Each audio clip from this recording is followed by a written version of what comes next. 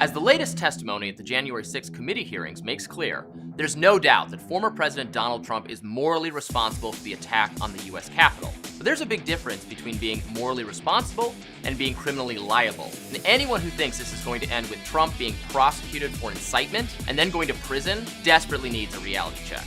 Eyewitness testimony from the January 6th hearings earlier this week does show that Trump wanted his supporters to march to the Capitol. He wrote, though did not send, a tweet that read, "I will be making a big speech at 10 a.m. on January 6th at the Ellipse south of the White House. Please arrive early. Massive crowds expected. March to the Capitol after. Stop the steal." He had also tweeted on December 19th, "Big protest in D.C. on January 6th. Be there, will be wild." Now, during his actual speech just before the attack, Trump told his supporters to fight like hell and to march to the Capitol peacefully and patriotically. Shortly thereafter, the protests got out of hand, and some members of the crowd smashed the windows of the Capitol, pushed past police, and invaded the building. It's fair to hold Trump responsible for that.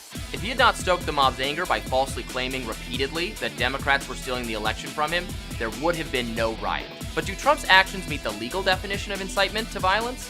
No. Under federal law, incitement is defined as urging or instigating other persons to riot. The landmark 1969 Supreme Court case Brandenburg v. Ohio established that speech must be both likely to incite imminent lawless action and directed at achieving that result. Trump's words did inspire lawless action, but he did not specifically call on the mob to engage in lawless action. He called on his supporters to march to the Capitol, which is First Amendment protected activity. Now, some media commentators have said that recent testimony from Cassidy Hutchinson, a former White House aide, changes the equation. According to Hutchinson, Trump knew some of the protesters were armed with weapons and didn't seem to care. But from the standpoint of incitement law, that isn't relevant either. People have First Amendment rights, they have Second Amendment rights, and they don't lose those rights just because they're exercising them at the same time. We should be glad that these rights are protected by the Constitution. You may not like Donald Trump. Personally, I think he's unfit for office. But we don't want to live in a country where people can be sent to jail because they said the wrong thing.